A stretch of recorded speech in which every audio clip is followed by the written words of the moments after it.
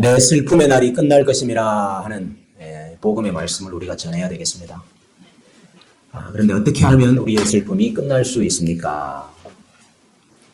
우리의 슬픔이 끝나기 위해서 우리가 무엇을 외쳐야 됩니까? 1장에서는 뭘 외쳐야 되죠? 위로자가 없습니다 하는 걸 외쳐야죠. 위로자가 없습니다. 하나님이 위로자이십니다 하는 걸 외쳐야 됩니다. 하나님이 위로하시기 때문에, 하나님께서 위로자가 되시기 때문에 먼저 우리를 애통하게 하시지요. 그래서 애통하는 자가 복이 있다 하는 것을 외쳐야 됩니다. 2장에서는 뭘 외쳐야 됩니까? 됐습니까? 눈물을 흘려야 됩니다 하는 걸 외쳐야 되죠. 우리 믿음의 선진들, 우리 믿음의 선배들이 다 눈물을 많이 흘렸던 사람들이었습니다. 근데 눈물을 흘리는 것이 복이 있다 그랬습니다. 왠고하니 하나님께서 우는 자의 이마에 표를 그리셔서 구원하시고, 하나님이 그 눈물을 보시고, 하나님이 그 눈물을 자신의 병에 담으셔서 자기 백성의 눈물을 씻어주시는 분이시기 때문에 눈물을 흘리는 것이 복이 있다 그랬습니다. 3장에서는 뭘 외쳐야 했습니까? 하나님의 매가 있습니다. 하나님의 때리심이 있고 하나님의 징계가 있습니다. 그러나 우리에게 소망이 있습니다. 왠고하니 그 하나님의 징계가 아버지가 아들을 징계하는 징계이기 때문입니다. 죽이시는 것이 아니고 때리셔서 훈련시키시고 연단시키시고 다시 싸매시고 고쳐주시는 때림이기 때문에 그래도 우리에게 소망이 있습니다. 아버지의 인자하심과 긍휼하심을 우리가 아침마다 사모해야 합니다 하는 걸 외쳐야 했습니다. 여러분, 이러한 사실을 내 자신에게도 말하고 우리 가족들에게도 말하고 또 내가 아는 사람에게도 말하고 나를 만나는 사람에게도 말하고 우리가 이 사실을 말해야 될 것입니다. 오늘 예레미야가 4장에서 파수꾼의 메시지가 무엇인가? 나라들은 구원자가 아니다 하는 것입니다. 나라들은 구원자가 아닙니다. 선지자가 다시 한번 백성들이 당하는 참 참혹한 현실을 예고를 하고 있습니다. 특별히 기근에 대해서 말을 하고 있어요. 이 바벨론이 성을 완전히 포위를 했기 때문에 성 안에 먹을 것이 다 떨어졌죠. 그래서 뭐라고 애곡을 하는 거 하니까 칼에 죽는 것이 더 나았겠다. 이 기근으로 죽는 것은 칼에 죽는 것보다 더 힘들다는 거예요. 얼굴이 숯같이 검게 변하고 가죽이 뼈에 붙어서 막대기가 되고, 그래서 나를 아는 사람들도 나를 알아보지 못하게 되었다 이렇게 탄식을 하고 있습니다. 들깨들도 자기 새끼에게 젖을 먹이는데 젖먹이들에게 먹일 것이 없어서 젖먹이들의 혀가 입 천장에 붙었다 이렇게 탄식을 합니다. 부녀들이 자기 배에서 난 자기 자녀들을 삶아 먹었다고 그랬습니다. 자녀들이 죽었는데 무덤에 넣은 것이 아니고 솥에 넣었다 이 말이지. 참 말로 다 할 수 없는 처참한 하나님의 징계요 심판입니다. 그런데 오늘 말씀에 보면은 선지자가 이런 백성의 고초와 재난과 환난이 그 이유가 무엇이냐? 기름 부음 받은 자들의 실패 때문이다 그렇게 말하고 있어요. 13절에 보면은 그의 선지자들의 죄들과 제사장들의 죄악들 때문이다 그랬습니다.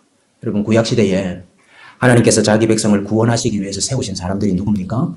선지자요, 제사장이요, 왕들 아닙니까? 그래서 이들이 구원자고 또 이들이 메시아고 이들이 기름 부음 받은 자들인데, 그런데 이들이 실패했다는 거예요. 선지자가 하나님의 말씀을 받아서 하나님의 말씀을 전해야 될 것인데 그 성의 선지자들은 여호와의 묵시를 받지 못했다 이렇게 말하고 있습니다. 하나님의 묵시를, 하나님의 계시를, 하나님의 말씀을 받지 못하니까 자기 속에 있는 어리석고 헛된 것들을 말하기 시작했습니다. 내 선지자들이 내게 대하여 헛되고 어리석은 묵시를 보았으므로 그들이 거짓 경고와 미혹하게 할 만한 것만 보았도다 그랬습니다. 선지자와 제사장과 왕들이 하나님을 알게 하고 하나님을 만나게 하고 또 그들의 죄를 사하는 일을 해야 되는데, 그런데 그들이 이 일에 실패했다 그 말이죠. 이 일에 실패하니까 백성들이 하나님을 바라보고 하나님을 의지하고 하나님께 도움을 구하는 것이 아니고 헛된 도움, 헛된 구원을 찾기 시작했습니다. 17절에 보면은 우리가 헛되이 도움을 바람으로 우리의 눈이 상하며 우리를 구원하지 못할 나라를 바라보고 바라보았도다. 우리를 구원하지 못할 나라들이 어떤 나라들이었습니까? 애굽이었고 아수르였고 아람이었고 이스라엘 주변의 나라들 말입니다. 이사야 선지자가 그런 말 했던 적이 있습니다.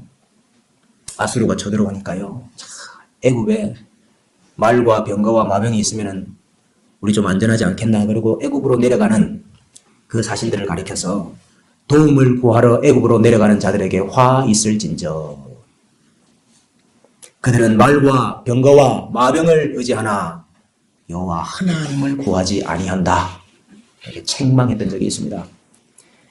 예레미야도요, 애굽을 가리켜서 애굽은 이스라엘 족속에게 갈대 지팡이라 그랬습니다. 그 붙잡으면 뭔가 좀 기댈 때가 있고 뭔가 좀 안전할 것 같고 의지가 될 것 같은데, 그거 붙잡고 그걸 의지하면은 힘없이 부러져 버리고 마는 애굽은 갈대 지팡이다 그랬습니다. 너희가 생수의 근원이 되는 나는 버리고 물을 마시기 위해서 애굽으로 내려가고 강물을 마시기 위해서 아수르로 내려가는 길에 있음이 어찌 됨이냐, 이렇게 탄식을 했습니다. 예레미야가 5장 6절에도 보면은요, 우리가 애굽 사람과 아수르 사람과 악수하고 양식을 얻어 배 불리고자 하였나이다. 애굽 사람과 아수르 사람과 뭐 하고요? 악수하고 양식을 얻어서 배 불리고자 했다. 근데 결과가 뭡니까? 결과가 얼굴이 쑥같이 까맣게 타고 가죽이 뼈에 붙어서 막대기가 되는, 엄마들이 자식을 잡아먹게 생겼어요. 다른 나라들 보니까 양식도 있고 다른 나라들 보니까 물도 있고 병거도 있고 말도 있고 마병도 있고, 그래서 도움이 될 것 같고 그것이 우리를 구원해 줄 것 같아서 그것 바라보고 그것 의지하고 그것에게 도움을 청했는데 결과가 다 헛된 도움이요, 다 헛된 구원이더라. 근데 오늘 말씀에 재밌는 것이 있어요. 우리가 우리를 구원하지 못할 나라를 바라보고 바라보았도다 그랬는데, 여기 바라본다 하는 단어가 차파라는 단어인데요, 이게 파수꾼이 바라본다 이 단어예요. 파수꾼이 바라보니까 어떻게 바라보겠습니까? 경계하고 자세히 살피고 뚫어지게 쳐다보고 학수고대한다 하는 단어예요. 그러니까 지금 파수꾼이 무엇을 바라보고 있느냐, 무엇을 살펴보고 있느냐, 무엇을 지켜보고 있느냐, 애굽에서 말과 병거가 언제 오나 이거 보고 있다. 애굽에서 우리를 도와줄 말과 병거가 언제 오나 성벽에 올라가서 그거 학수고대하고 있다 이 말이죠. 아수르의 원조를 좀 받아야 되겠는데, 아수르의 양식과 아수르의 물을 우리가 좀 받아야 되겠는데 그 원조 언제 오나 하고 성벽에 올라가서 살펴보고 있고 지켜보고 있다 그 말입니다. 파수꾼이 하나님의 도우심을, 하나님의 구원하심을 바라보고 바라봐야 되는데 애굽을 바라보고 아수르를 바라보고 다른 나라들을 바라보고 있습니다. 이거 백성들이, 물론 백성들도 그렇게 했을 뿐만 아니라요, 결정적인 원인은, 이유는 이 파수꾼들이, 하나님께서 자기 백성을 위하여 세우신 파수꾼들이 그러고 있었다 그 말입니다.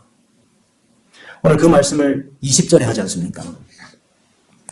우리의 콧김 곧 여호와께서 기름 부으신 자가 그들의 함정에 빠졌으며, 우리의 콧김 루아흐 아페누, 우리 코에 루아흐다, 우리 코에 호흡이다 이 말입니다. 여러분, 사람의 생명이 호흡에 있지 않습니까? 그처럼 백성 전체의 생명, 백성 전체의 운명을 좌지우지할 만한 이 코의 생기와 같은 호흡과 같은 그들이 누굽니까?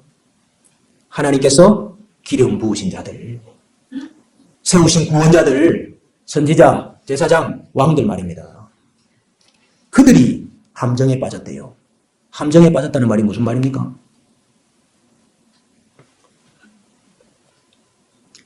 애굽을 바라보면 애굽에서 말과 마병과 병거가 올라와서 우리 안전하게 도와주지 않겠나. 그래서 왕이 사신을 보냈어요. 우리가 아수르를 바라보면 아수르에서 양식이 좀 오고 아수르에서 좀 물이 좀 올라오지 않겠느냐. 함정에 빠졌다고. 애굽 사람과 아수르 사람과 악수하면 우리가 양식 얻어서 좀 배부르지 않겠나. 배부르기는 혀가 입천장에 달라붙었는데. 애굽이 도와주면 아수르를 쫓아낼 수 있을 것 같고 아수르가 도와주면 바벨론을 쫓아낼 수 있을 것 같죠? 애굽에게도 밟히고 아수르에게도 밟히고 바벨론에게도 밟히고 그게 함정이라고 말입니다. 여러분은 이런 함정에 빠진 적이 없습니까? 나라들은 구원자가 아닙니다. 나라들이 구원자가 아니라고요. 그것은 헛된 도움입니다. 헛된 구원이에요. 파수꾼의 두 번째 메시지가 무엇입니까? 하나님이 구원자시다 하는 것입니다. 하나님이 구원자시다. 오늘 22절 말씀에 보면은 딸 시온아 내 죄악의 형벌이 다 하였으니 주께서 다시는 너로 사로잡혀 가지 아니하게 하시리로다. 다른 나라들이 도움인 줄로 알고 다른 나라들이 구원인 줄로 알고 그거 의지하고 그거 바라본 결과가 뭡니까? 그 나라들에게 잡혀가세요. 그 나라들의 포로가 됐어요. 그런데 하나님께서 딸 시온아 이제 네가 다시는 사로잡혀가지 아니하리라. 이 말씀이 무슨 말입니까? 이제 내가 다시는 나라들 바라보고 나라들 의지하지 아니하고 하나님을 바라보고 하나님을 의지하고 하나님이 너희를 구원하시리라 하시는 약속이지요. 하나님께서 어떻게 이 일을 이루시지요? 이스라엘이 어떻게 망했는지 알면 알 수 있지요. 기름 부음 받은 자들이 제사장과 선지자와 왕들이 함정에 빠져서 그래 된 거 아닙니까? 그들이 직무를 실패했기 때문에 그렇게 된 거 아니에요. 하나님께서 온전한 메시아, 참 메시아, 참 구원자를 우리에게 주셔서 이제 하나님 바라보고 하나님 의지하게 하시겠다 하는 약속인 것입니다. 예수님께서 이 땅에 선지자요, 제사장이요, 왕으로 오셔서 그 직분을 잘 수행하시고 우리를 인도해 주시니까 이제 우리가 하나님의 백성으로서 빼앗기지 아니할 것이다 하는 약속인 것입니다. 여러분, 함정에 빠지지 마시기 바랍니다. 파수꾼이 애굽의 군대를 바라보고 애굽의 마병을 학수고대할 것이 아닙니다. 파수꾼이 아수르의 양식을 바라보고 노심초사할 게 아니에요. 헛된 도움 바라고 구원하지 못할 나라들 바라보고 파수하고 있지 말고 신과 같이 하나님을 바라보아야 됩니다. 나의 영혼아 잠잠히 하나님만 바라라. 물은 나의 소망이 그로부터 나오는도다. 오직 그만이 나의 반석이시요 나의 구원이시요 나의 요새이시니 내가 흔들리지 아니하리로다 했습니다. 파수꾼이 아침을 기다림보다 내 영혼이 주를 더 기다리나니. 우리 주님의 교회 파수꾼들은 구원하지 못할 헛된 도움인 나라들, 사람들 바라지 말고 우리의 구원이시요 우리의 요새시요 우리의 반석이 되시는 하나님만 원하고 바라고 기도하시기를 바랍니다. 함정에 빠지지 마세요.